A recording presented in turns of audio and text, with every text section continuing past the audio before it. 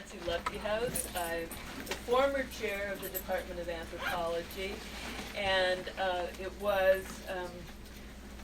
my great pleasure to be welcoming Dr. Laura Nader here today to USC on behalf of the Department of Anthropology.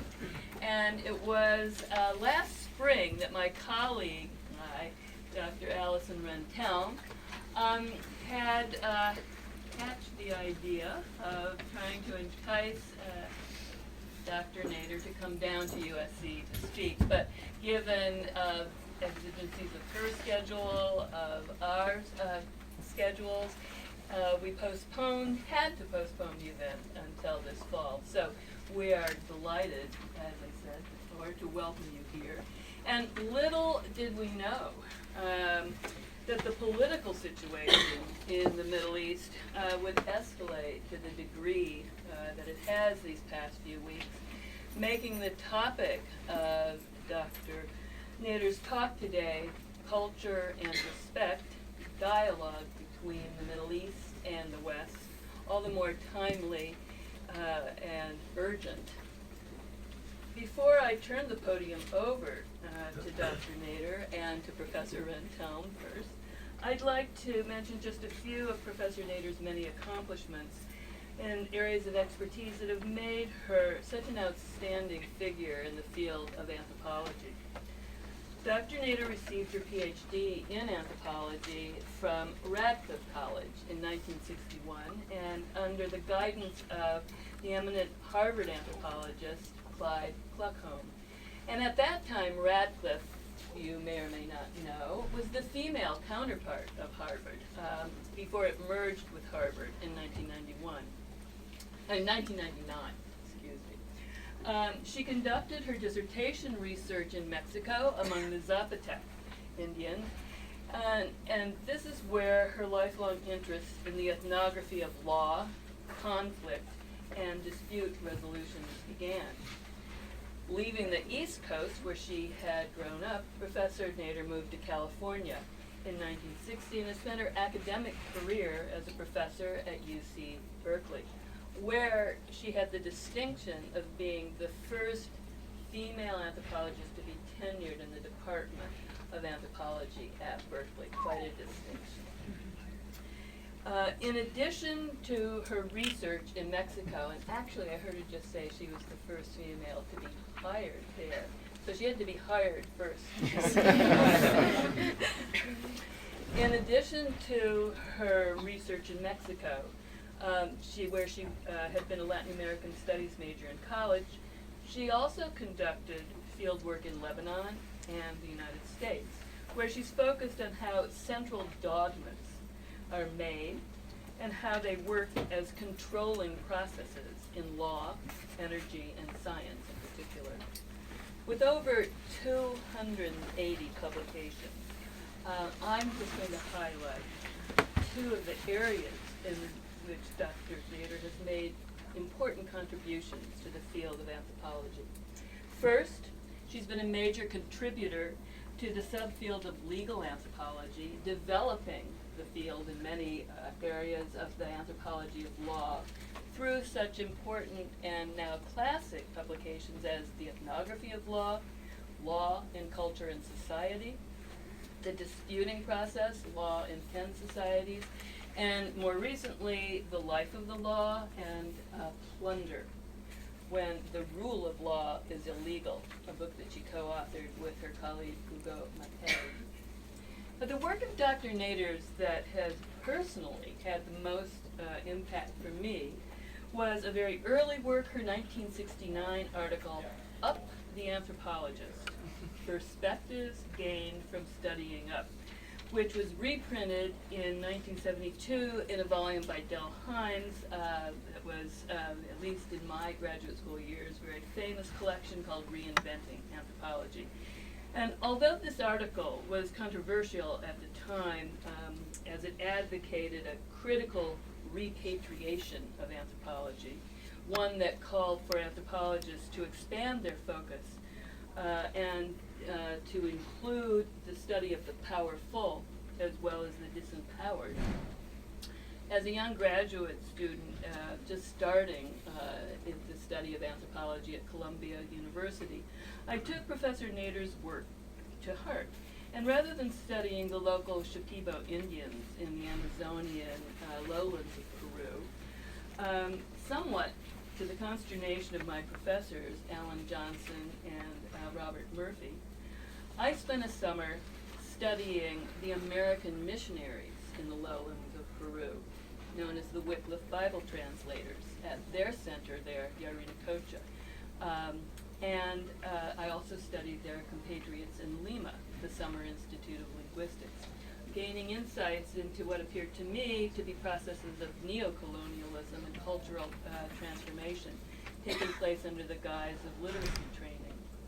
Of course, what was once seen as a somewhat heretical stance by more traditional anthropologists has now become a hallmark of much contemporary research. And Dr. Nader herself has led the way by studying up and conducting ethnographic research among the powerful in areas such as energy and other fields of science.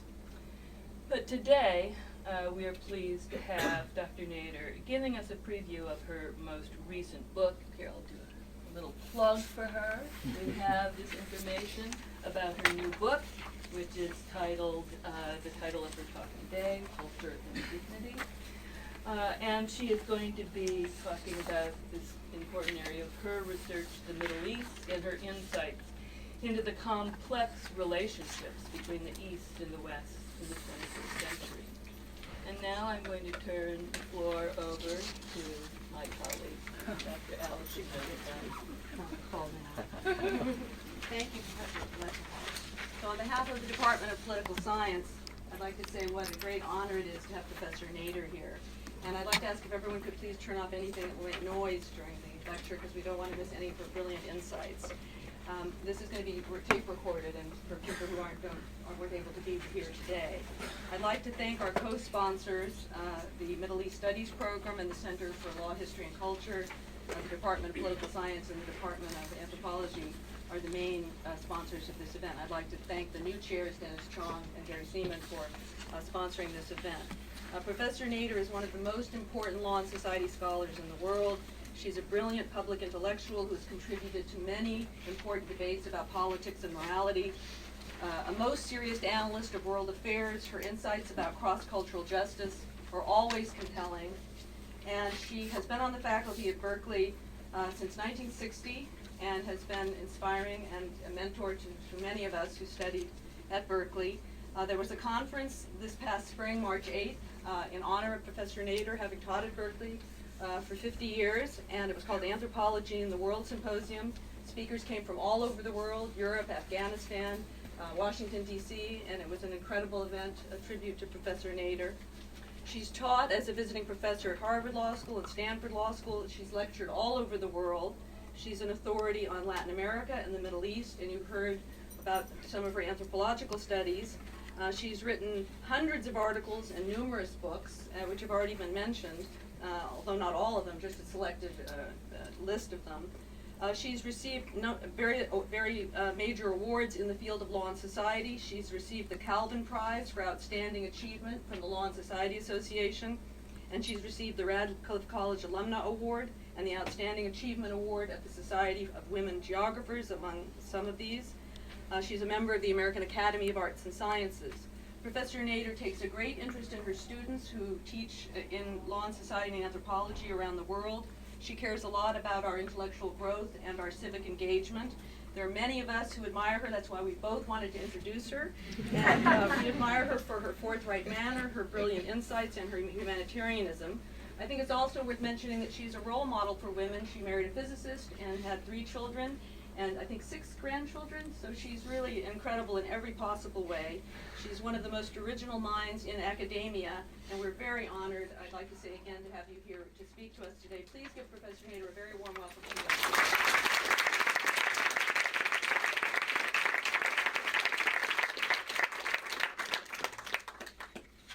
Well, how can I sit down after that? Is this on now in the back?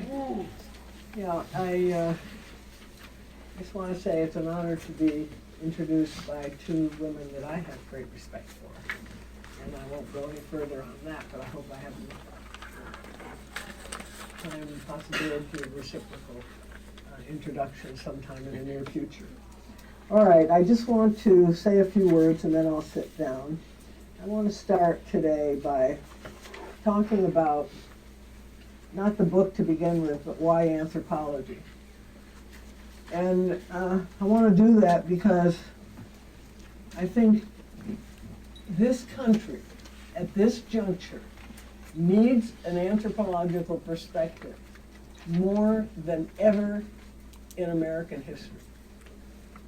And I hope after the talk today and your questions, you can have some understanding as to why. That does not mean you have to be an anthropologist. It doesn't mean you even have to take a course in anthropology. But when I put together the Energy Reader, it was full of chemists and physicists and literature, the people who write, literary figures, and lawyers, and so forth, who shared the anthropological perspective about the longue durée and the strait that this planet is at the moment in. So I hope that somewhere along the line, you understand the contents of a prize-winning book that my advisor at Harvard got a prize for, Mirror for Man, because this country is in dramatic denial of its role in the world, of what we're doing to the world and to ourselves. And the ignorance is not only embarrassing, it's phenomenal. Now, I want to say a few more words about that. Americans today are probably more ethnocentric than when I went to graduate school. That is, they think in a box about the world, even the world next door. And the sort of a joke that somebody was saying in Berkeley, how nosy neighbors are when a house goes up for sale, they all want to go see it. And I said, the reason they all want to go see it, that's the only time they ever have seen the inside of the house next door. We're that narrow and that siloed. We are in denial as to our role in the world as never before. We don't think consequentially. Some computer scientists think that's related to all the technologies that have developed over the past 50 years. We are under delusions of exceptionalism. And we boast all the time when we're not lying. And I don't mean just the leadership at the top in the politics. I mean people that you and I interact with. We are ignorant of people we are at war with. We don't know the languages. We don't understand their religions. Even though if you want to win a war, you think you would want to. This is different from World War II, when the government used anthropologists who had worked in the Pacific to understand the places that they were sending our soldiers to. This was different after World War II, when Margaret Mead and Ruth Benedict gave General MacArthur, some advice before he went into Japan. Do not humiliate the enemy. Humiliation always backfires. Interestingly, after we went into Iraq, there was an American anthropology meeting in Washington, I believe. And to me, what was really shocking about even the anthropologists was that they had a huge symposium about the Iraq archaeological sites and how to save them,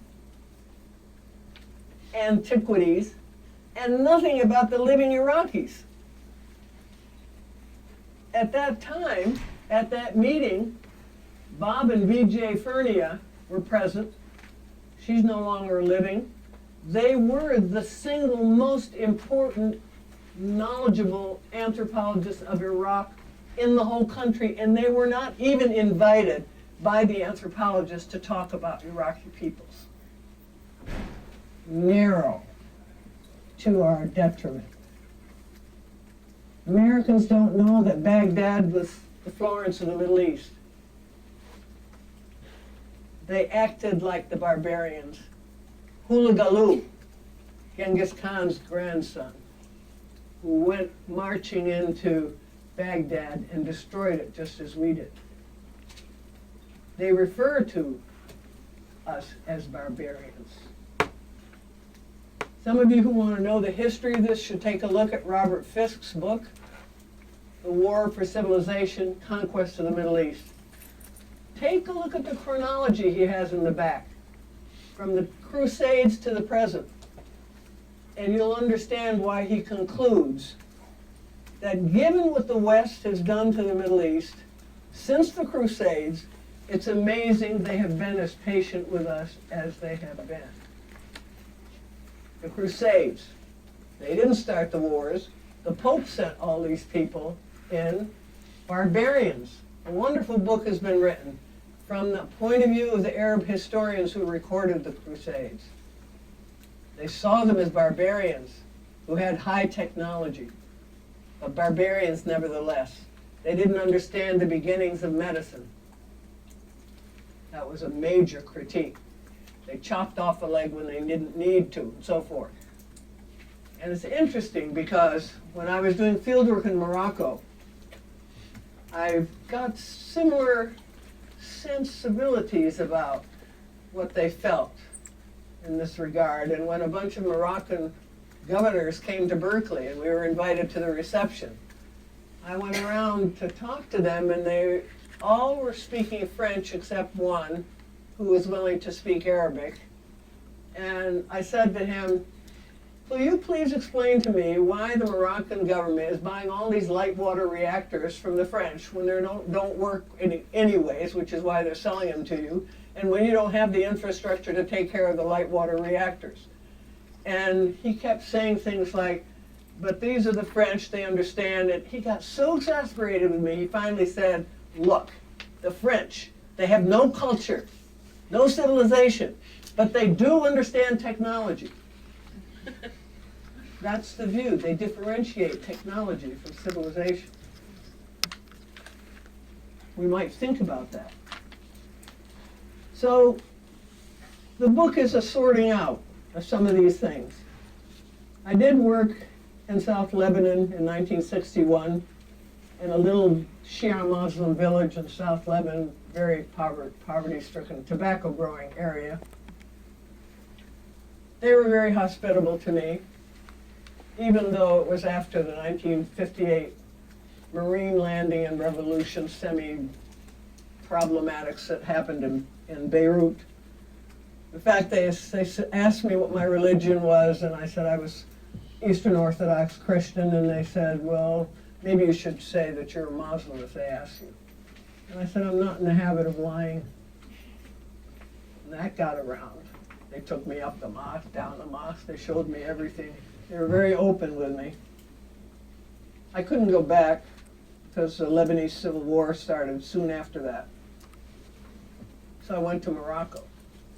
And I thought, I'll do what my advisors keep saying to me. Take a light touch, Laura. Study something light. So I said, okay. I'm going to study Proverbs in Morocco. Proverbs are very, if you ever intend to do fieldwork in the Middle East, you must learn some Proverbs. And it was Ramadan, a very interesting time. But we arrived just a couple of days before Ramadan, enough to go out on the beaches and enjoy the beaches with the Moroccans and so forth. And then we thought it would be great when Ramadan is on. We'll be the only ones on the beach. And sure enough, Ramadan started, nobody on the beach. You think I wanted to be the only one on the beach? There were no police telling people not to be on the beach. There was self-control. A very interesting example. The Ramadan is run by self-control. You have to not eat during the day and not smoke during the day. Even if you're a waiter in a restaurant and people come in and they're eating, you can't. Nobody's going to watch you. No policemen around. So where does this idea come from that these people are irrational, they're out of control, they're all these stereotypes that we always hear about in the West.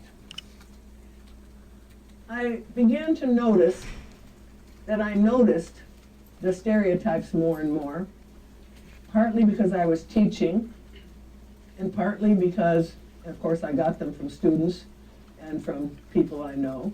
And actually, last week had an hour with two colleagues who I could not believe could spend so much time on Islamophobic slanders. But I began to notice that we were in denial on a number of things. So, like gender. When we first went into the Gulf War, people said things like, they don't know how to treat their women, let's bomb them. So let's bomb them, kill the women and the children, etc., in order to save the women. Makes sense, doesn't it? They don't know how to treat their women. We don't know how to treat their women either, apparently. So then I got interested in the gender question, and you'll see where that comes up. And I got interested in the whole question of violence and terrorism, because it was hysterical here, especially after 9/11. And so I began sort of making notes to myself about what, to my eye and mind, did not seem rational, logical, didn't fit the data. In 1985, I was invited to the American University of Cairo, and I was asked to give some lectures, a series of lectures, anything I want. So I went, 85 members before 9/11 and before the first Gulf War. And I was doing energy work at the National Academy of Sciences, so naturally I gave a talk on energy. Nuclear. What I didn't know was that it was forbidden in Egypt to talk about nuclear. And so I gave this innocently, and then a man stood up and he said, "This is the worst talk I ever heard at the American University of Cairo." And he was Egyptian. And why was that shocking? Because Egyptians are polite. And that was not polite. The audience was just sitting there like that. Then another man stood up and said, "This is the best talk I ever heard at the American University of Cairo." One was pro-nuclear, a nuclear engineer. The other was anti-nuclear, chemist. And so there was this public confrontation, which was quite scary. So they had put me up in this hotel room at the top of one of their buildings, and there was nobody there except me. And of course, these buildings are close to close. And, you know, if you deal with the nuclear types, this was around Karen Silkwood time, if any of you have any memories. I was nervous. I spent the whole night knitting a sweater for my daughter. Wide awake. Woke up the next morning, sort of. The cook came, gave me some coffee and eggs and so on, and I went to the department. I said, "How could you, who take care of your women, who always talk about you take care of women, unlike the Americans, how could you put me in a place like that with nobody around? We'll move you to the Ford Foundation, Professor Nader." "I want two things," I said. "I want to see the Minister of Energy, and I want to see Mrs. Mubarak." Mrs. Mubarak was the recently ousted president, and she had studied anthropology at the AUC, so I felt I could have a conversation with her. Let's put the Minister of Energy to one side. If you're curious, I can tell you later. That was unbelievable. If I hadn't taken somebody with me, nobody would believe what happened there. But got in this little car, Volkswagen, went buttling out to the palace to see Mrs. Mubarak, and all I could think of was, Nader's sisters in a Volkswagen crash, and the newspapers and everything else. I mean, what was worrying me was that I was in a Volkswagen. And I get there, and this woman is very petite. Her mother's English and so on. She's standing at the door, and she says, "Come in and have tea." So she enters, "Come in and have tea." And I said, "I have one request to make of you. I am not an Egyptian citizen. I do not have the right to tell you what to do. But please allow a debate on nuclear." "Why?" she said. "Just look at your geography. Got one river running through. You're going to put two nuclear plants in Alexandria. The nuclear plants go, mind you, this is just a short time before Chernobyl. And the whole of Egypt goes." "Oh," she said. I said, "If you want some information, I'll make it available." She said, "My husband and I are going to the United States." I said, "Good. We'll put you in touch with the scientists for responsibility. Social responsibility. Social, no, not social, scientific responsibility. Union Union of Concerned of Concerned Scientists, thank you very much. Union of Concerned Scientists really did a job. They informed him, provided him with everything he needed, and the one good thing that Mubarak did in his career, he went back to Egypt and he canceled the 2 nuclear plants. Nobody knows that. I've never written it up, but you have to give him credit. He did that. So that was one confrontation. At the same series of lectures, I gave a talk which got much more attention than I ever thought it would get, which was on the seeds of nonviolence in the Middle East. And everybody was coming up to me afterwards, that's so interesting, do you have more information on that, and so on. This was before the Arab Spring. And I said yes, and so I began to provide information, which I ended up writing for this book, on the whole history of nonviolent actions in the Middle East. I mean, if you start with the present, the Palestinians can't be violent, all they've got is rocks. And they're calling them violent, but of course Israel has nuclear capacity. And so there's this imbalance is very strange. And then if you look at the Golan Heights, when those people came out with nothing, carrying nothing, totally nonviolent, what happened to them? They got shot down by the Israelis. So, and you go back to 650, and you see there are these different periods, just like in European history. I mean, the Swedes were violent across Europe. They ravaged Europe during a certain period. Now we think of the Swedes as being peaceful people. Well, the same thing usually happens in most parts of the world. Even the United States, but we haven't always been violent like we are now. We haven't always been at war, although people can tell you we've been in plenty of wars and colonialist situations and so on. So that was kind of interesting. By the time 2005 came along, that was the next series of lectures that I gave at the American University in Cairo. You had the first Gulf Wars, you had 9/11, you had the Afghanistan War started, you had Iraq in 2003. So it was a totally different audience. Much more awakened, much more, everything that was on the back burner in 85 was totally on the front burner for my part. Islamophobia was wild throughout the United States and the world by that time. And if you don't know what that is, you should, because it's much worse being Muslim in the United States than being black or Chicano or Jewish or anything today. And if you have any Muslim friends, you should interview them, because they'll tell you what happens at the mosque, what happens with the spying, what happens with how many of their relatives have been fraudulently taken into jail, and how many of them have been desaparecidos, as we say in Latin America, and so on and so forth. So, Islamophobia. So, subordination in reverse was something I began to introduce there. When you are being subordinated, the good strategy is to subordinate in reverse. So let me give you an example. Amnesty International comes out with a study on Syrian husbands beat their wives. 26% of Syrian husbands beat their wives. And this was just about the time when we were in Iraq and we were thinking of either going in this direction or that. We're thinking of going into Syria. Believe it or not, people were actually considering that here. And so, what would you do if you saw that in the New York Times? Anybody? What would you do? 26% of Syrian men beat their wives. What would you do? It would make you mad, right? But what would you do? What would you do? I would research more on it and see what we could potentially do about it. Yeah, that is what Americans like to do. Excuse me for saying. That's the salvation mentality. That's the humanitarian impulse, right? That wasn't my impulse. My impulse was to go down to the librarian and say, find out what the statistics are for the United States. You know what violence against partners in the United States? Same figure, 26%, NIH, if you don't believe it. So then, once you have that mentality, then you say, all nation states are patriarchal, and all nation states today are discriminating against women, and women and children worldwide are the most. Then you have a totally different view. You are in the mix. You're not a humanitarian. You're not going there to save them.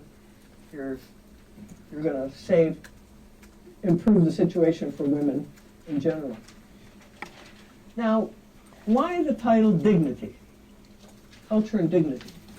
The editors gave me some trouble about that. Why dignity, Laura? I mean, you say, what do you want for a title? Well, how about culture, politics, and history in the Middle East?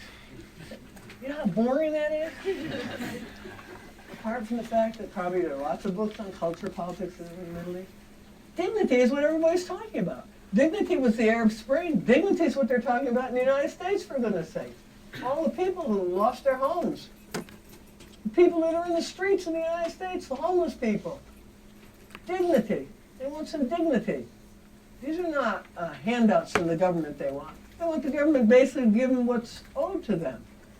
They paid into the system. They worked at very low wages. If you look at the wages in the United States, the lowest of probably any major industrial country, the minimum wage.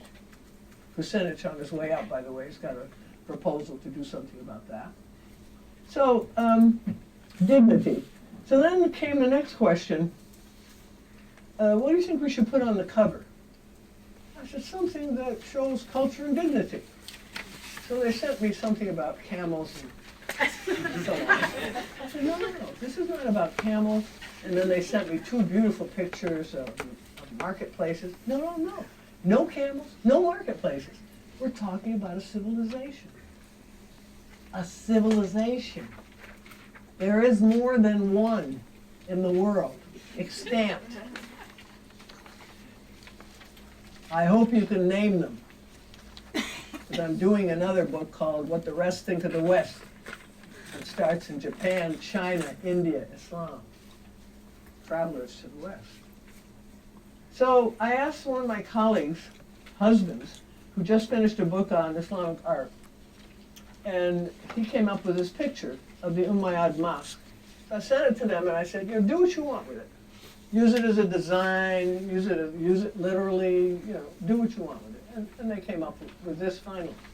But every point was sort of a struggle to turn it around. The second thing that happened was dialogues between the Middle East and the West, Laura. How are we going to sell that to area courses? You have a course on the Middle East. You're going to sign a book about dialogues between the East and the West? Well, where did the Middle East, the whole notion of an area come from? Military. It was defined by a military man, Middle East. In the Middle East, they say middle of what and east of what. There are no boundaries. That's how come we got agriculture. If there were boundaries, and they didn't want the idea of agriculture to go from Mesopotamia out, maybe we'd still be nomads and fishermen. That's how we got a lot of things, the alphabet.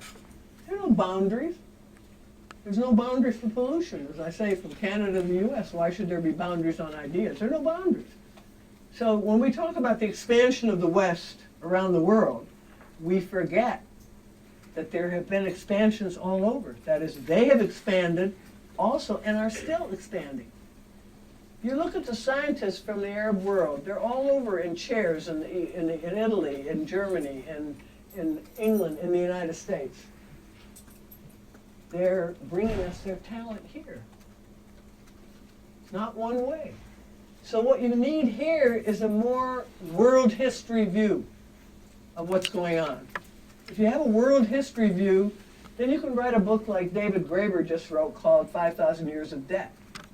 And you get a very different picture of debt than you get when you're looking at, should we allow a 3.5% or a 6% for student debt in the United States? No. You should cancel the debt. You want all our young people to be in debt? Cancel the debt, forgiveness of debt. Of course, it happens in history. So look at the conditions where cancellation of debt happens. And you'll see there are very good reasons why debts have been canceled. Good reasons for the whole society to cancel a debt like that. So it's a different view, and it taught me a lot about why dignity. And it also reminded me what gets me upset on this score, because I am very sensitive to humiliations and indignities. There's always backlash. Now, I'm going to tell you a story about a 7-year-old girl. That was me. Her mother and 3 siblings, 1937, get on the USS Escambia in New York and sail to Beirut so that we can get to know our grandparents. We were there a year. My mother comes from a family of school teachers, so we were homeschooled for a whole year. Coming into Beirut, we had to pass customs. You know, all these Arab countries are very recent and recently independent. And who was there at customs in Beirut in 1937? Anybody know? French. Who? The French. And they were disrespectful to my mother. And I never forgot it. Some of my friends are French, but I never forgot going through customs and that disrespect. People don't forget humiliation and indignities. On the other side, I also remember that everywhere we visited in the villages in Lebanon, there would be people saying, the Americans are coming, the Americans are coming. They adored us. They admired us. We were not colonialists. We were not humiliating. Our missionaries started schools, American University in Cairo, American University in Beirut, one in Ankara in Turkey, and now we've tried that again in a totally different way, much more corporate, but that was what they knew about America. And when you talk about the Arab League, the idea of the Arab League was that one day there would be a united Arab states fashioned after the United States of America. So when I see this outrage now about the United States, it's sad, because we lost something that's precious, very precious. And then I see our politicos who are so ignorant, even though they have advanced degrees. I never use the word educated unless they are. I say schooled. You went to school, you went to Yale, you went to the Yale Law School, and you utter stupid things. You are stupid and uneducated. So when Hillary Clinton talks around the world, she always talks to the third world people as if they were children. And you remember last fall when Hillary Clinton observed or saw or indirectly on TV or whatever, you remember the incident where the Egyptian military pulled this woman out by the hair into the street? You remember what she said? Anybody? You shouldn't treat women that way. What's wrong with that? What? Shouldn't treat anyone like that. What? Shouldn't treat anyone that way, but what's wrong with that? A week before, it happened in Berkeley.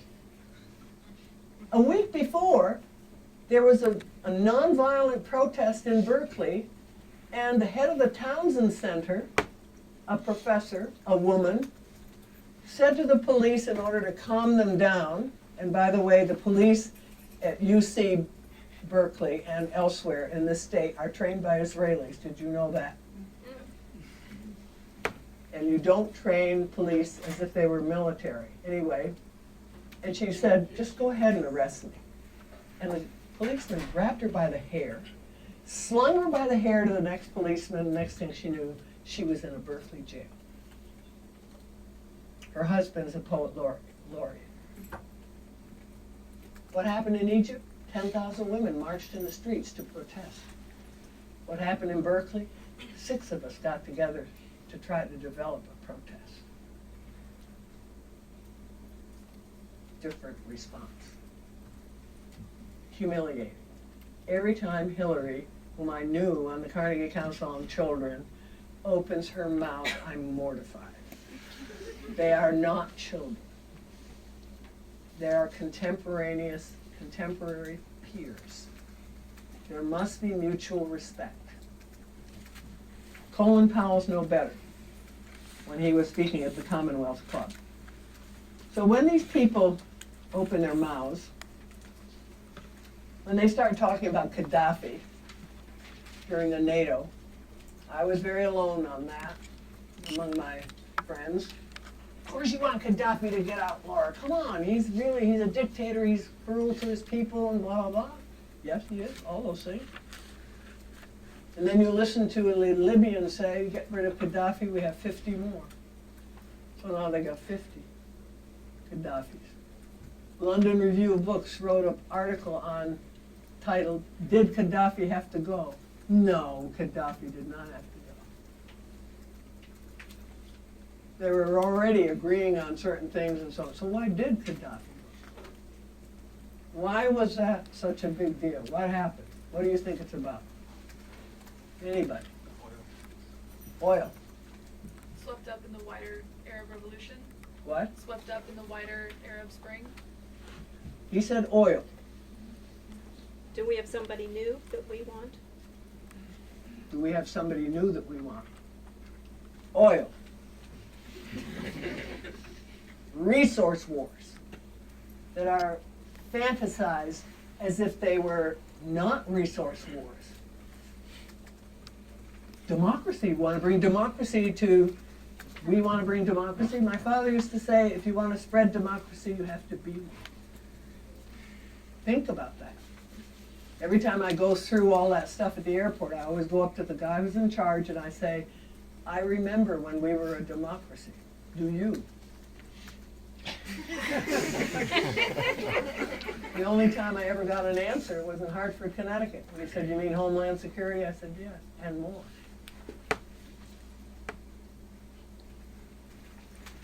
So indignities.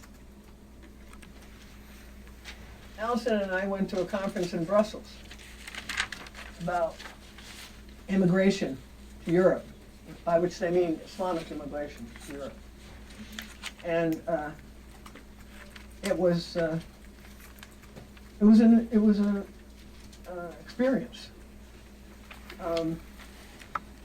At different points, these are all lawyers from Germany, Italy, all of the coastal, Spain, France, Holland, so on, Denmark, and so forth.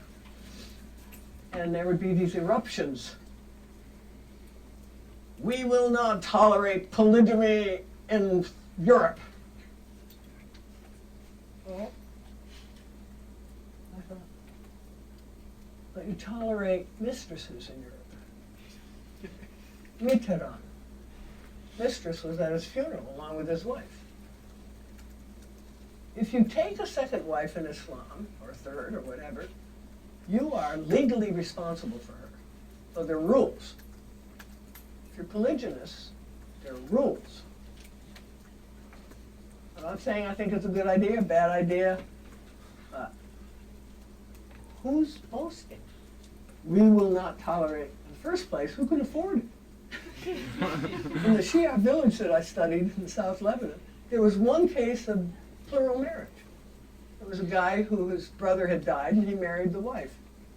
Social welfare, basically. So, and then every conference I went to, not just that one, the scarf. What is this hysteria in Europe about the scarf? It's amazing. I mean, it's like it lights a trigger. You talk about the triggers, about the prophet. The scarf triggers. So there are these things that go back and forth. And by the end of that conference, I thought I had just witnessed a degradation ceremony. They were basically saying, we want to civilize you.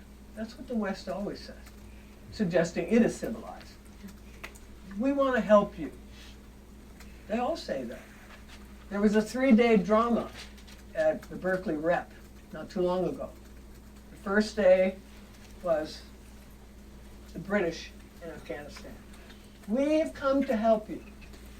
The second day was the Soviets in Afghanistan. We have come to civilize you. The third day was the Americans in Afghanistan. We have come to help modernize you and civilize you. And every time the West, and all three of those countries are west from that part of the world, every time they go in and say we're going to civilize you, it's followed by death and destruction. Look what's happening in Yemen now. Now, Americans have a short memory. They can be outraged. Abu Ghraib came along. It was outrageous. People were outraged. The most outraged was the famous painter Botero. How many of you know who he is? Colombian painter. He was so outraged by what he was reading in the New York Times about Abu Ghraib and the torture that he got back to Paris. He doesn't live in Colombia now.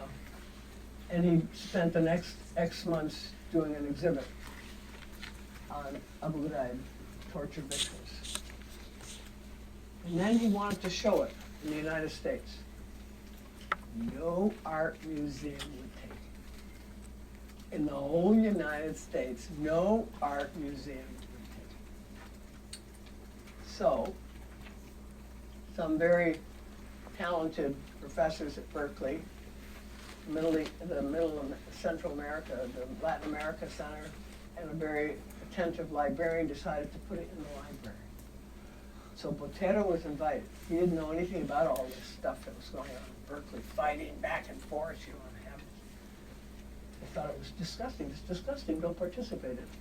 Don't train people to torture people.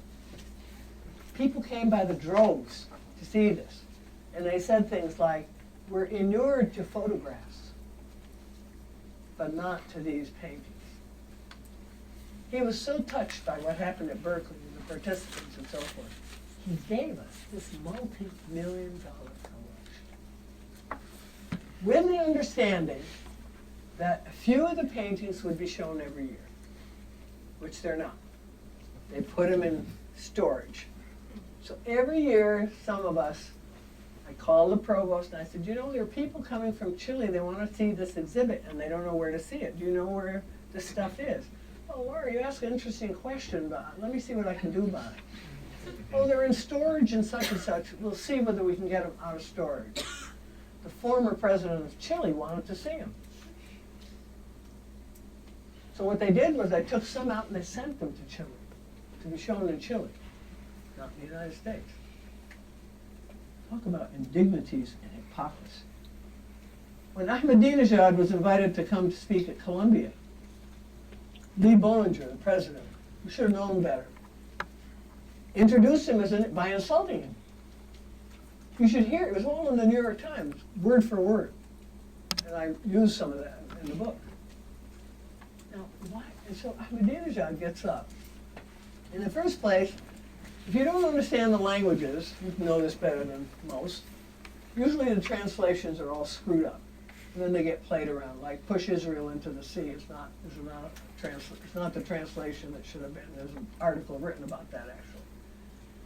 So, all this stuff about Ahmadinejad says the wrong things, etc. He's not even the most important person in Iran. He's the president, but he's not the top guy, the way their hierarchy works. So Ahmadinejad gets up and he's got the moral ground. And he says, you know, in my country, we don't treat guests like this. We don't insult guests. And we're not telling the students what to think, because we think they're bright enough to think their own thoughts. And then he proceeds to give his talk. Why do we do this? You know, it just sort of boggles your mind, because there's a side of American character that's wonderful. It's generous, that wants to help people and so forth. And then there's this sort of, when it interrupts the whole notion of exceptionalism, when exceptionalism enters in, and some people think it's the same as nationalism, you think you're really better than somebody else, and so therefore you were kind enough to allow him a passport. Tariq Ramadan is one of the most important thinkers of the 21st century. Many of you have ever heard of him, Tariq Ramadan. Well, you should. Go read his work. He's the number one thinker, very liberal thinker on the questions of Islam in the modern world. He's a professor at Oxford. He was forbidden entry to the United States when he had an invitation to come to, I can't remember, it was Purdue or some University in the Midwest, and they wouldn't let him in. What? Hard Ramadan? I mean, are you kidding? So people outside of the country can't understand, what are we doing? Especially since they adored and admired us so much. It's like, they can't quite believe it. And then they finally sort of start reacting in a more overt way. And then we say, why do they hate us? 9/11 happened. 9/11 was a crime. We had a debate in the anthropology department about how it should be dealt with. It was criminal behavior, and the criminals should have been tracked down worldwide. It was not a war. We decided to define it as a war because it was convenient. Why? Oil and other natural resources. You want to understand what's happening in the Middle East? Look at a natural resource map of the area. What have they got in Afghanistan that we might want? Lithium. Who said that? Did you say it? You're probably the only one in the room that would know that. Lithium. Bolivia. Lithium. What do we want lithium for? Batteries. Why Libya? What has Libya got besides oil? Sand. Sand. Sand? I don't know what else. No, the sand is important because that's where France is burying its nuclear waste. So it's got places to bury nuclear waste, and it's also got uranium. Yeah, that was right. Uranium. One of the few sources of uranium in the place where Gaddafi was murdered. That's uranium territory. So you want to understand some of these things. That's why they wrote the book and the film Resource Wars. These are resource wars. And we call them wars for democracy. They have nothing to do with democracy. Bush, too, was right when he said this is a crusade. There is an element of crusade in this. Anti-Islam, and so forth. Now, the first Crusades, if you go back and you read Amin Malouf's book on the Crusades, viewed from Arab historians' eyes, you get a very interesting picture. Because the Europeans that went there as Christian crusaders, mind you, the Europeans are converts. There's nothing worse than a convert. They go there as converts, want to go and save Jerusalem from the infidels. And they don't know the difference between a Christian, a Jew, or a Muslim. And so they kill them all. There's a description, they put all the Jews in Jerusalem in a synagogue and they burn the synagogue. So much for, the Christians. Now, one of the things that's very interesting, actually some of this stuff is funny, but the British went into India. They converted some people to Christianity. Some of them were then brought as sort of examples of wonderful converts. They were brought back to England and they were sort of touted around. So one of these guys, they're very smart. And they say to him, would you like to give a talk about what you've seen in England? And if you're so sure you're wonderful, you know that he's only going to say wonderful things, before you go back to India. He said, well, that'd be nice. So, gets up and he says, the British have done a lot for us. They brought schools. They did take our resources, but they did bring schools. But yes, they did take a lot of our resources free. They stole them. But they did bring schools. And then he says, so very interesting for me to come here to London because you are all Christian, but you don't practice Christianity. If you practice Christianity, there would be no poor in London. Now think about that. Think about that in terms of what's happening in the United States, fundamentalist Christians. They want you to get yourself up off the street, find yourself a job, get a house, and stop asking the government to help you. Christian morality? No. Something else. All right. You can go on with that, but I'm going to turn to the book for a few minutes, and then I'll stop. The book is an attempt to put on the front burner what I thought was obvious, but isn't, in order to address hubris. Hubris is very dangerous. I don't care whether it's Chinese hubris or American hubris. It's very dangerous. And recently a friend of mine went to an exhibition in Tokyo on Arab art. And there was this Iraqi artist, and he had this huge painting. And all it said on the painting, the colored and so forth, was, "I'm sorry." And then he had little candies that said, "I'm sorry" on it. And she asked him, "Why did you do that?" And he said, "Well, I went to the United States, and everywhere I went, people said, 'I'm sorry.'" This is getting to be a habit in this country. If you do something terrible, you confess. You say, "I'm sorry." And you think that's the end of it. Right? You say, I said, "I'm sorry." Just last week, NATO bombed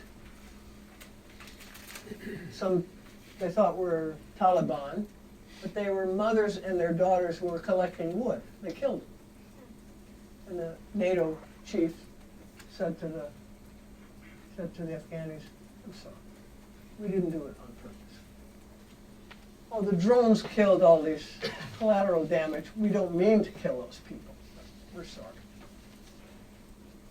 That's not good for an American. It's bad. Because we are all complicit. We're paying the taxes that buy those drones that kill those people at wedding parties, at funerals, and so forth. It's not somebody else's doing it. It's us. Why is it us? Because in a democracy, we're responsible.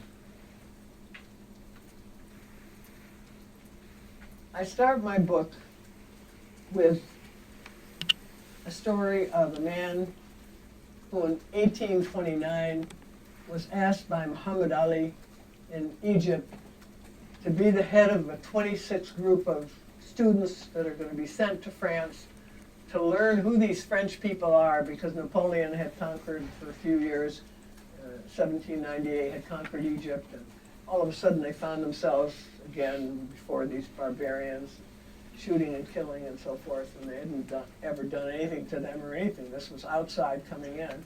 So he said, I want to understand some of these people.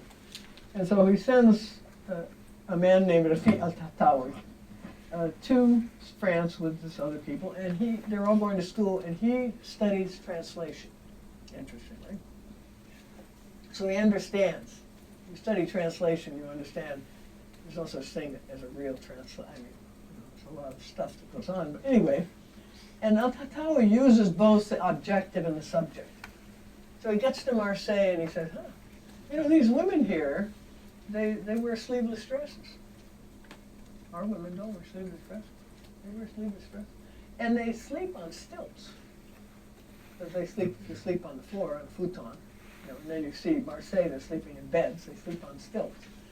And so he writes all this stuff down. And he gets to Paris, he stays 6 years. That's longer than most anthropologists stay. 6 years. Studying their museums, their politics, their art, their science, their technology, the whole works, and how it works and so forth. And he writes a book about it. And I was waiting and waiting and waiting because it wasn't translated. It was published in Arabic, 1836, got published in the United States, 2005. Not in the United States, in England, but it got translated into English by 2005 and published. Amazing book. Interestingly, when he was doing that, de Tocqueville had left France at the same age, about 27, 28, and come to the United States and written his book about American democracy. So here you had an Egyptian go to study politics and so forth in France at the same time as the French came to the United States to study American democracy. It would be nice to compare the two, actually, see what they had to say. And so I write about this and those that follow. Edward Said. He was writing about how intellectuals in Europe portray the East. Brilliant scholar. Absolutely brilliant. I first met him at the American Enterprise Institute in Washington, D.C. And there was me, Edward Said, and what's his name? A Clash of Cultures, Clash of Civilizations. Hmm? Yeah, Huntington. You can imagine a threesome like that. They did not know what to do with Edward Said because he didn't act like an Arab. He had an English accent. He was educated. He wasn't dirty. You know, that's why I say you have to differentiate between education and schooling. You have all the schooling you want, you're still dumb. You're dumb. So they didn't quite know what to do with him, especially with his English accent. Anyway, he follows, and then I talk about a whole train of people that follow to start looking at the West, even up to the contemporary period.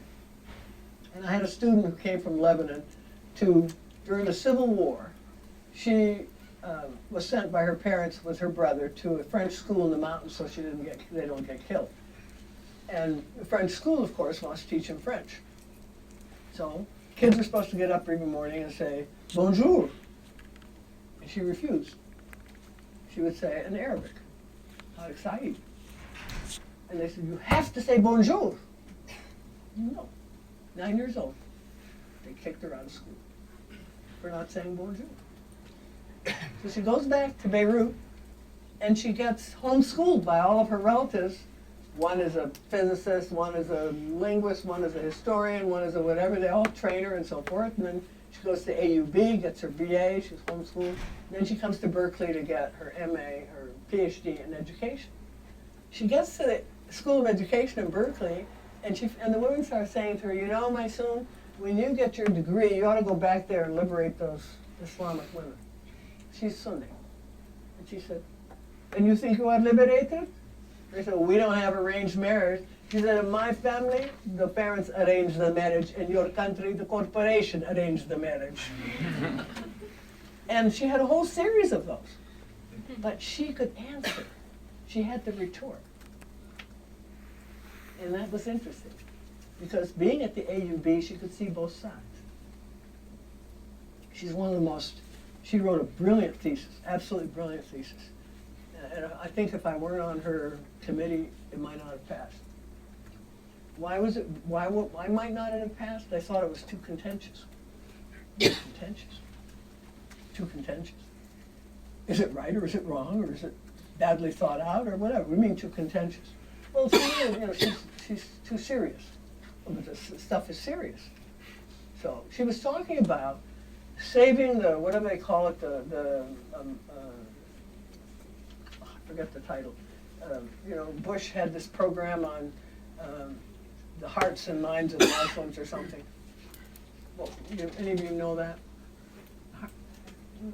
Saving the hearts and minds of Muslims, and it was educational. And basically what they were doing is going to the Arab world in conjunction with complicit Arabs from the Gulf, and they were starting schools that were teaching them how to not think like an Arab. No history, just how to be businessmen, entrepreneurial. So one of the examples happened in Jordan, and this kid is told by a teacher, okay, you have 5 dinars or whatever. You're saving your money to start a business.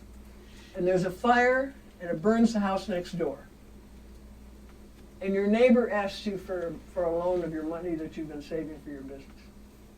What do you say? I give it to him. No, wrong answer. You can't do that. You have to keep your eye focused on the investment. He said, well, my neighbor is my uncle. You want me to be, and so on. So there's total, confusions that arise from this sort of thing. 1 or 2 more examples, and then I'll open it to questions. I wrote a piece some years ago, a part of which has been reprinted here, called Orientalism, Occidentalism, and the Control of Women. And this is if you care about gender issues, male or female, read it. Because basically I made a very simple argument. I said, the way I said first, Islamic culture is patriarchal. Western culture is patriarchal. That second part really riles people.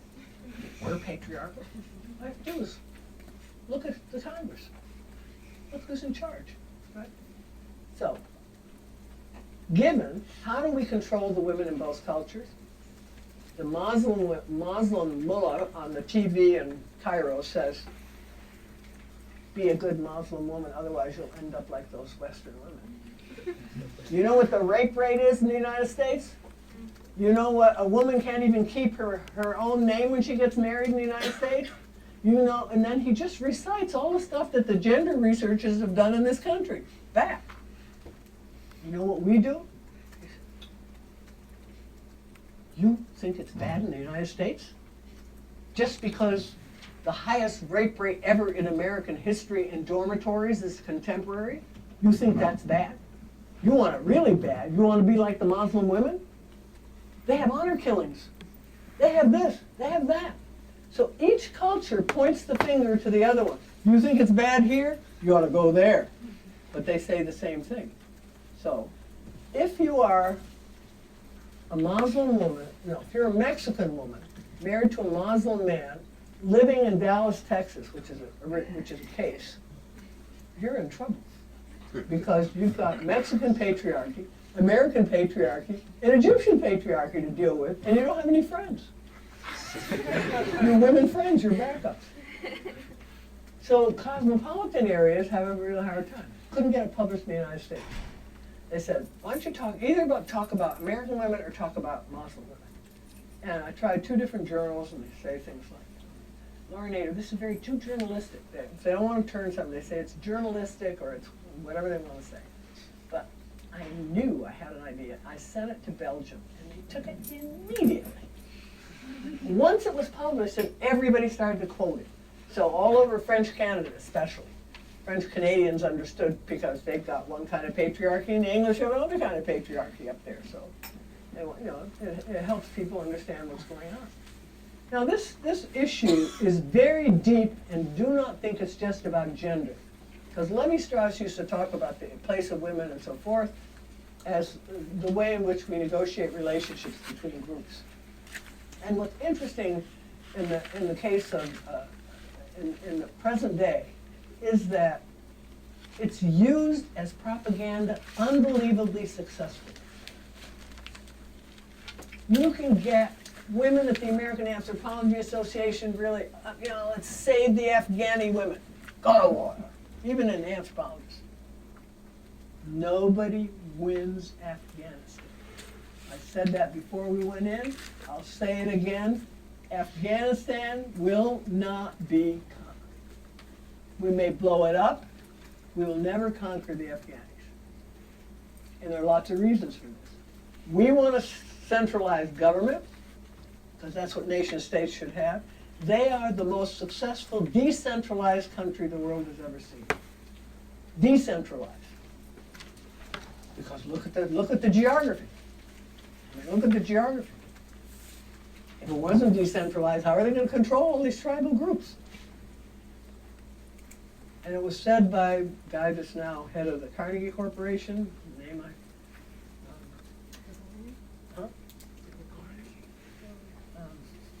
he used to be president of Brown University. Anyway, he's brilliant. He's written the best stuff on Gregorian. Thank you. They're reissuing his book on Afghanistan, which was published some 30 or 40 years ago. I wrote him a letter and I said, here we have this brilliant analysis. It's common sense. He's writing the best stuff of what we should do today. Sensible, right? And nobody pays attention to it. And he's head of the Carnegie Corporation. So there are other things driving our foreign policy that aren't there are rational in terms of resources maybe, but not rational in the ideological terms that our soldiers are fighting and dying. They think they're fighting and dying for their country, some of them. It's tragic. This is a tragedy. And the only way you can solve a tragedy like these tragedies in a country that's a democracy is to be informed. Young people yourself, you should be informed. Whoever ends up being president, push on them.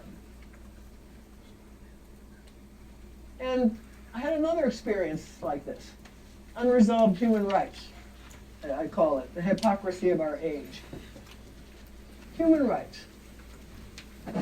Alison Rentlin helped me with this paper very much. And I couldn't get it published in the United States. Because one of the things I said is, it only works if it's reciprocal. If we're going to say to the Chinese, you Chinese have too many people in jail, and you don't treat your people in jail very well, they should be able to come to the California jails and say the same. No, our jails are terrible. They're all Abu Ghraibs. California jails are a nightmare. I mean, I don't know whether there are any people on this campus working on this issue, but at Berkeley there are. Torture.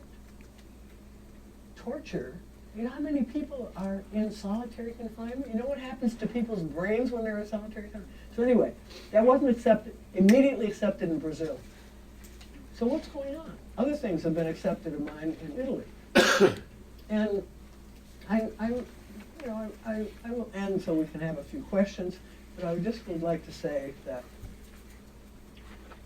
the three religions, great religions, that are in our country and in Europe, all came from the Middle East. And in order for them to survive in the same area, they had to find some way to do it.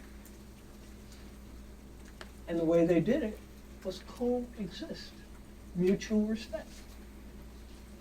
Was it sometimes broken? Yes, but that was the idea. Mutual respect. Even in Israel today, Israelis want coexistence, mutual respect, irrespective of the military government that they have, craziness that's going on there. You can't have coexistence. We have a technology now that could destroy the planet. That's what progress has meant. We've developed enough technology. We're the ones that are producing all the cluster bombs. Israel produces quite a lot. They dumped it in Lebanon. The kids, you should see the photographs. We sent a photographer to South Lebanon to see the photographs some of this. It's heartbreaking. You know, they go out to play in the field and they hit a cluster bomb. And the Israelis knew where they were and they wouldn't tell.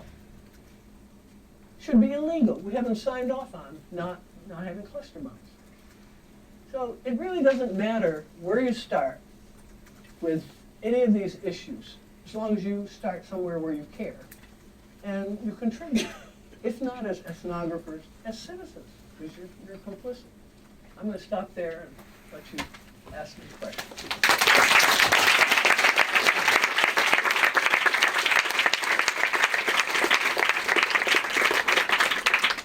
We'll open the floor and let you take questions. Thanks, Nancy.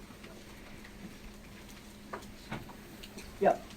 I think you said something important at the end of this. The only way to solve a tragedy is to be informed. The idea of being informed, and that's how we can get past like all of this tragedy that we're talking about. But what do we do in a society where people have self-perpetuating ideology? Our news now, the way people consume news, the way they watch it. I mean, we have places like Fox News on the conservative side, and on the liberal side, you go to the website you want to go to get the information you want, and you get to read what you want to read. So for people who are so vested in like their self-perpetuating those ideas that they want to hear, then where do they get penetrated by ulterior ideas? Okay, two things. Good question. I've been accused of putting too much into what good can come out of being informed. I guess that's because I believe in citizenship. So. But I think it's an accurate criticism because there sometimes needs to be organizations, and I think that Occupy people are smart enough not to be amorphous, because if they weren't being amorphous, they would be killed by now. So where I get my information is, one, I don't have a TV set. Two, I listen to the talk shows, horrible as they are.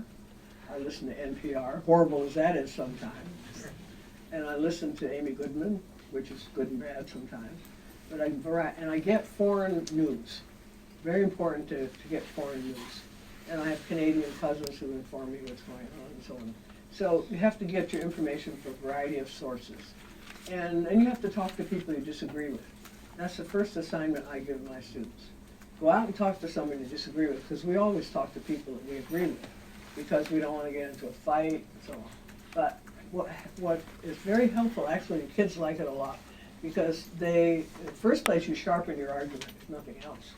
You learn something from the other person. You learn where you're wrong sometimes. And you have to, there's no recipe, there's no single recipe. But thanks for the question. Yeah. Hi, my name is Sophia. I'm an American, and as a leftist, I understand the opposition to NATO intervention in Libya, and I understand and support the criticism of American foreign policy. What I don't understand is why the liberal left feels the need to whitewash the crimes of the Gaddafi regime, or to feel that the need to make the Gaddafi regime seem softer than it was, in order to express their opposition to NATO intervention. What's the word that you're using that I'm not getting? I think they're whitewashing? What? Whitewashing the crimes of the Gaddafi regime. What's the third word you used? The crimes of? The Gaddafi regime. Gaddafi is the way we say Yeah. Gaddafi in Libya. Right. Look, the problems are internal and external. Unfortunately, it's much easier to control a country if you have one dictator than if you have a democracy. So we always support dictatorship. It's just much more efficient, right? So Gaddafi was a socialist, however, when he started. He didn't stay that route very long. He became what you and I would probably agree on, horrible things and so on and so forth. You don't need to whitewash it, and I think this guy who wrote the London Review wasn't whitewashing it. He was really saying, he was asking a question. He didn't say Gaddafi didn't need to go. He said, did Gaddafi need to go? And he tried to analyze the motives of the various people. Who's NATO that they should be interfering anyway? You know, I mean, Yes, like I said, I understand the opposition to NATO intervention. I don't understand why we feel the need to denigrate the Libyan need, the Libyan struggle for freedom. I don't think it should be denigrated at all. But You did say Gaddafi goes there, 50 Gaddafis to take his place. No, Yeah, I that's didn't say okay. that. I was quoting a Libyan who said that. From Benghazi. Right. A Libyan was quoted as saying that. You think it's going to be better? They said to him. He said, well, there are going to be 50 more Gaddafis because it's going to be decentralized dictatorships. That's what he was saying. The Libyan people, I trained the first Libyan anthropologist. Wonderful, very smart person who did her field work in Saudi Arabia. And so I know, and she and her husband were part of writing the Green Book to begin with. And then they turned against Gaddafi for all the reasons you could probably imagine. So yes, Libyans deserve better.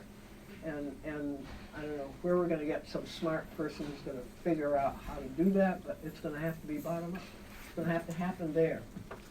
And I think it is happening. I mean, I've talked to enough Libyans in and out of the country. Yeah. Do you think that there was a turning point where the U.S. lost respect of other countries, or was it an evolution? Oh yeah, there's a turning point, absolutely. We were not colonialists, although we were in our country and in the Pacific, but as far as the Middle East, we weren't the French and the Italians and so on. But then we became overt with the development of the corporate state. And the corporate state has a lot to do with this, and I didn't get into that, but I have a whole chapter on that. Hi, this is a bit more of a personal question about you. I enjoyed the talk very much. I just wanted to know, I'm sure you've encountered a lot of critics to your different arguments, and this is more of a general question. How do you reconcile with those criticisms? Have I encountered a lot of critics, and how do I reconcile? What's interesting is I wish I had critics. Because people just, they can't answer, they just shrug. And I mean, I think we need debates in our country. In fact, my brother started something called debating a series on debates. And it's now being board at Yale. about taboo subjects. There are all these taboo subjects. One of my students said, what you ought to do, Mom, is read some right-wing Israeli says about Palestinians. And instead of saying he's saying it about Palestinians, say this person is saying it about Jews, and you'll see, all hell breaks out. Well, why doesn't it break out when you say it about Palestinians? Well, the question is, I mean, that's a question. So there are a lot of taboos on the Middle East. Israelis go into South Lebanon, 82, and they stay, and basically we're silent about it. We don't even know about it. And they're taking out soil and water and all that, and there's nothing in our, next to nothing in our paper. And then people say, you know, people in Lebanon, the Palestinian guerrillas are in South Lebanon, that's why they went into South Lebanon. No, they went in for resources. Water's a big deal. There's not enough water. The Litani, yeah. Oh, first, this, yes, thank you. You heard your admonishment not to be merely schooled, but to be educated. I think that's probably well taken here, but I wonder if you have any advice for students on what to do as university students if they want to understand the Middle East, for example, more. Well, I would think what a student at Yale is doing, since he wants to understand the whole question of environment more, is he's making a list of all the taboos and he's inviting people to come and debate. And I think that's what students, you know, students are fearful of asking questions in class. First, there's no such thing as a dumb question, I say to my students. If you have a question, you don't ask it. And if you're a professor, some professors won't let students ask questions in class. And if you have somebody like that, I'd go to the chair of the department and say, how come he doesn't let me ask questions in class? You have to be able to dialogue. And they say, well, there are too many students in the class, how can I ask them? I said, Harvard Law School, 700 students. That's where I learned how to do Socratic methods with my students. 700 students, they talk back and forth. So there's really not enough. We were talking at noon about the empty glass and there's not, you know, a lot of professors, I'm sorry to say, think of students as an empty glass and they just have to fill it. To regurgitate back and so on. You're not empty glasses, you all come with different experiences. And you should share them in some way. And what some of my students, since the department didn't give me enough GSIs and so forth, they just organized their own groups. And the point was not just to get past the exam, the point was to learn something from each other. Yeah. You mentioned a book by Robert Fisk. Could you repeat the name of the book again? The War for Civilization, and the subtitle is The Conquest of the Middle East. Yes. What are some things that could be done internationally to sort of mend the rifts between America and the Middle East, or the West and the East? You mentioned a lot of problems, but what are some simple things that might be able to be done in our lifetime to help sort of fix some of that? Well, I think the business of, what I said, I mean, the book is full of stuff like that. Stop pointing the fingers without looking in the mirror, you know, number one. You can learn something from them. Give them credit for what they have given us and vice versa. Understand that the same thing that's destroying American families is destroying Egyptian families.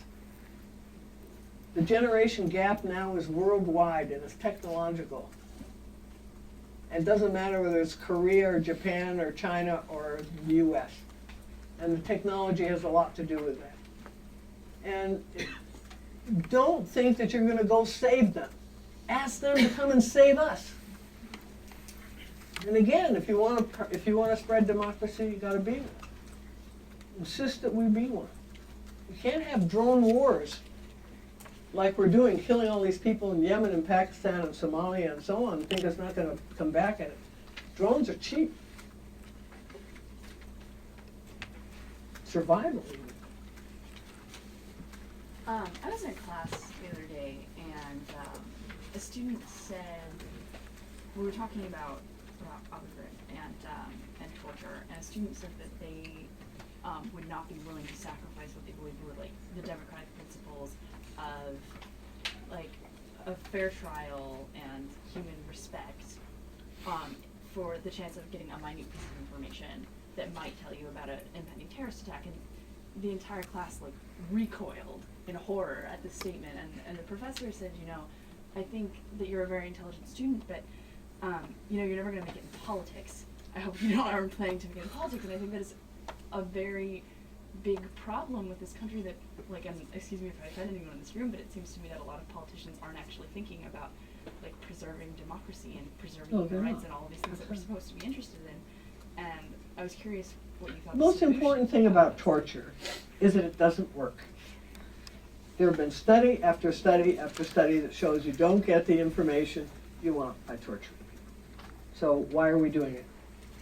Barbarism, vengeance, don't ask me. I mean, lots of different motivations. Some psychologists could do better than myself. So if I were the professor, I would say there's no evidence that it does anything that we think it does. And if he's uninformed or she's uninformed, maybe you should inform them by finding the studies and show it to them. But I learn things from my students. I love it when they say you're wrong. I say, show me the evidence.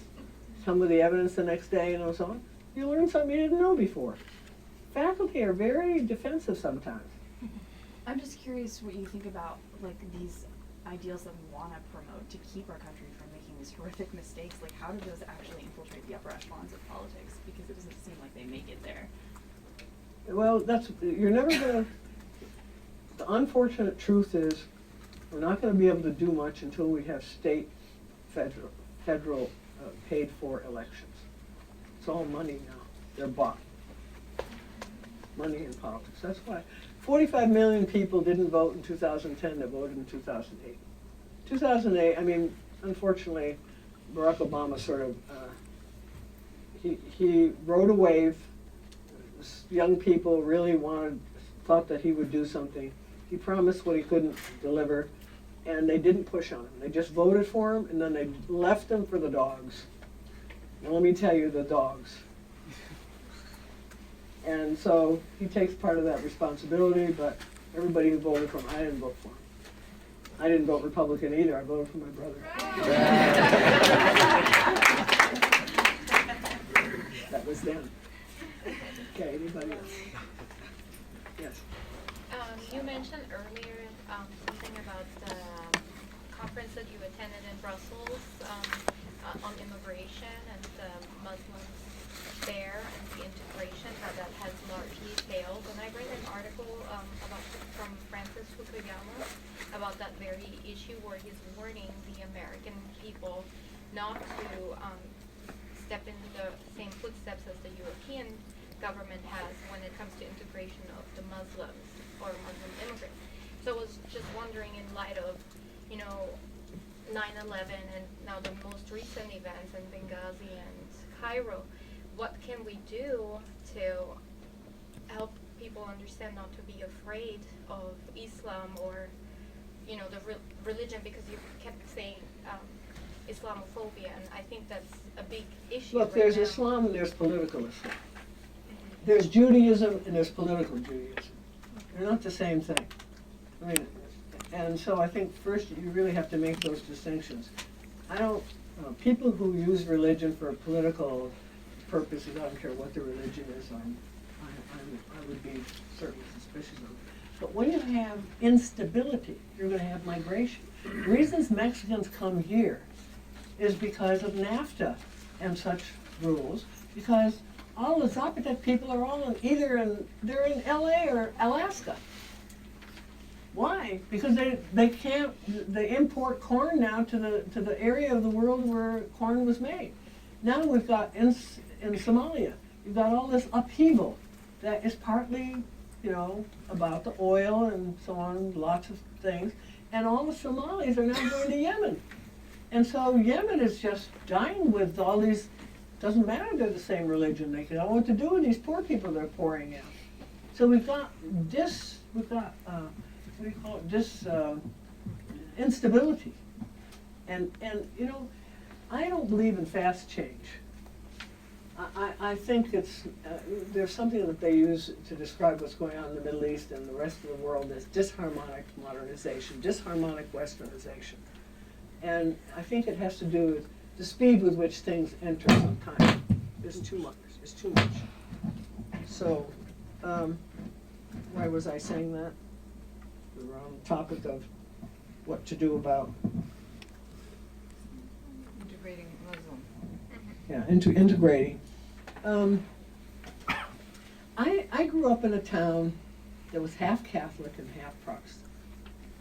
And there were two families that were Eastern Orthodox, me and my family and another family. And the town was literally divided into the Protestants and the Catholics, and all the votes were going that way. Honestly, I never understood, not because I wasn't a part of it, but I didn't understand it. So I think that the only way to get around dual organizations like that is to find things that we all have in common. Now, some people say all these things, like climate change, like various ecological upheavals that are here with us already, and even if we have all the oil and all the gas and all the whatever we want, we cannot continue living in the way we're living. There's just not that much resources in the world, other resources. You can't keep living this way. It's going to be the end of the planet. So, slowly we're sort of like, people say that this system it's on a hara-kiri expedition. And we're going to have to learn to live simpler and to probably be happier. I was talking today at lunch about how you measure happiness and development. And I was thinking, we have first, second, third world, we have the developed world, the underdeveloped world. The developed world is all on, happiness drugs, all on drugs to be happy. We're supposed to be happy because we made progress. And you go to some of these other places and they laugh from their belly. We don't know how to laugh. You ever heard an American laugh from their belly who's been in this country for 50 years? Or born here, they laugh, never from here. I mean, from here, Say that about you. that's true, there are some exceptions, and if you're one, congratulations. My family makes fun of me because I'm one of these, but they don't go very far down anyway. So but the Indians, they know how to laugh. The Nigerians laugh, you really can hear it across the whatever. So what is it that is about, what's so saddening about I was telling the story, I was giving a talk at university, at the law school here, and a black student came up afterwards and he said, look, I'm lucky to be here, I got a scholarship so I come to law school here, and I asked you a question that's nothing to do with law. I grew up in the ghetto, we used to laugh. He said, nobody at the law school laughs. Can you answer me, he said. So, the way we're living, when people say things like, we're not going to change our style, American style of living, or whatever it is that the politicians say, you probably can quote them better than I, and we have changed. Are you kidding? You don't live the way I live. I have a little radio. I still have a little radio, no TV and so on, but you got all this technology. That's change, big change. Some of you have a computer and your TV in every room and so on and so forth. It's a big change. Some parents call up on their to twit their children to wake them up to go to class or something. When I invented the word face-to-faceless, I didn't realize it would be in the same family, face-to-faceless. Kids, parents don't see each other and so on. So there's been enormous fast change. Well, let's not kid ourselves. Preserve American life the way we're not preserving it. We're changing it fast, fast, fast. And who's we? We is not we. We is a few people. And today in the world, it's corporate. Corporate state, corporate. What's wrong with corporate? Well, there's an anthropologist named Dimitra Dukas. She wrote a book called Worked Over. I recommend it. There are more than one kind of capitalism. She studied regional capitalism in northern New York State, where the owners of the factory lived there, the workers lived there. When there was work in the factory, they did the work, and when there wasn't, they did their farm work and so on. And then the big trusts came in and bought them up. And that's corporate. And when the anthropologist Sol Tax went to Guatemala, he wrote a book about penny capitalism, small business capitalism, market capitalism. So when people say, are you against capitalism? My father was a capitalist, he was a businessman. He wasn't corporate. It's different. And when corporations take over the state, as they have with all the big money and so on, then you lose your democracy.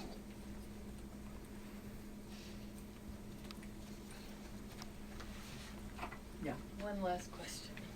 Okay, I feel like as students and presumably 20-somethings, we get most of our information and passion and inspiration from our peers, more so than even professors or classes. No offense to my professors who are but at least in this campus, I feel like I could never just stroll through campus and engage someone in these kinds of conversations. How do you change the basic culture that allows us to explore, like more so than finding the news and finding information? How do we change the culture of the environment? That's a very good question, because and it's maybe easier in some ways than you think.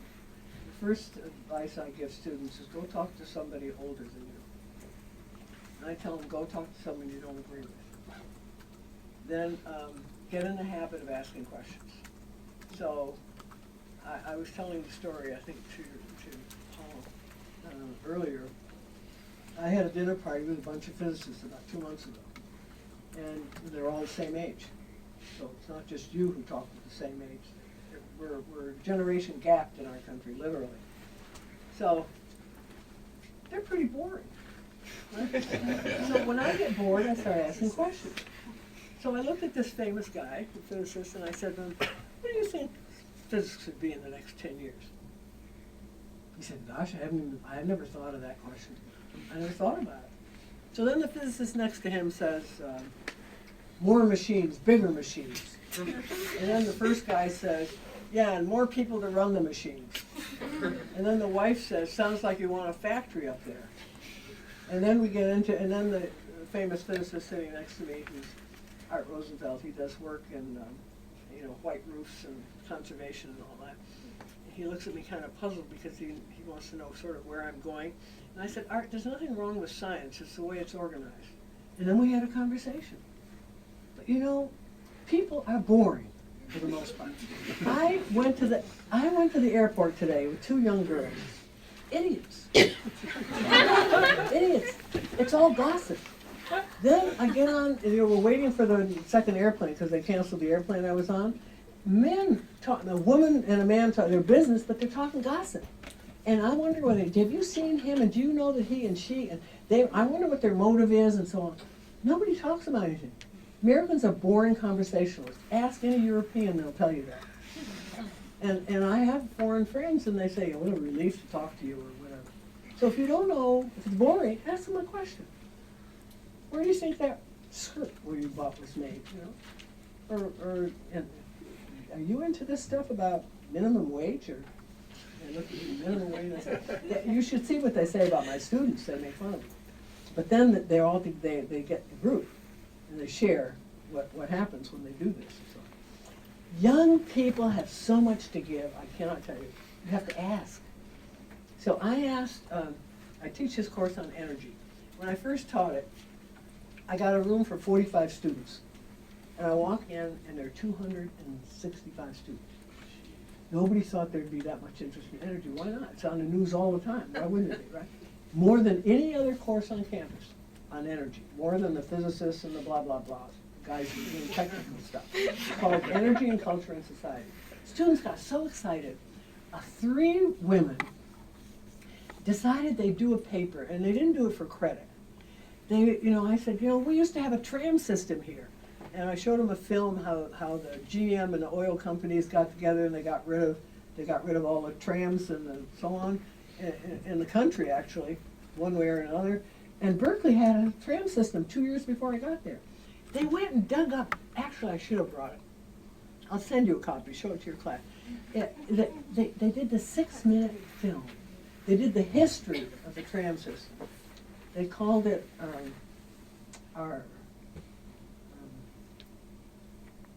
forgot what they called it.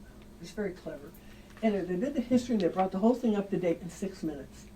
And they're learning how to do this video stuff. I mean, I don't know how to do any of that. But what a wonderful use of technology. So I say to students, I taught a course about intercollegiate sports with 2 people. One was a computer scientist, the other one was a art literature person. And the computer scientist was sort of wild. I don't mind that. But the lady was what I call a school marm. School marms, have you done your reading? We have to discuss the reading today. And I said, I just don't do that. I don't teach that way. How do you teach? So you want them to do it themselves without being told. So you have to inspire them. You have to give them a reason to do it.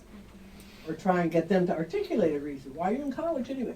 I always ask my students, how many of you are here to get a job? That tells you a lot. How many of you are here to get educated?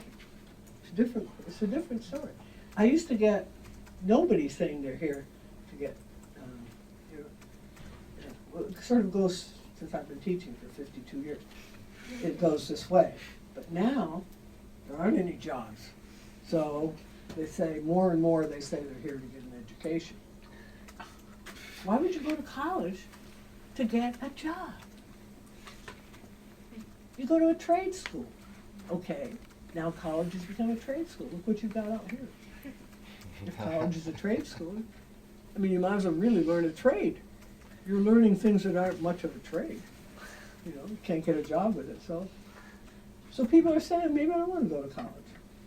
And they're beginning to develop trade schools, teaching Americans how to do something with their hands. It's interesting because all the brain researchers now are finding out that the best way to learn is to use your brain and your hands. Big surprise. Right? So when I'm in the grocery store and everybody has either got their ears plugged, nobody talks to each other anymore. So I find someone that doesn't have their ears plugged, and I say, did you know that Euclid was a carpenter? Euclid a carpenter? Yeah, he invented geometry, but he used his hands also. So if you've got some little facts like that, try it on people. And you'll say, they'll go home and say, you know, I learned something. I didn't know that Euclid was a carpenter. Yeah. I want to wrap things up by thanking you for one of the most enjoyable and informative afternoons I've spent at USC for quite some time. And thank you all for being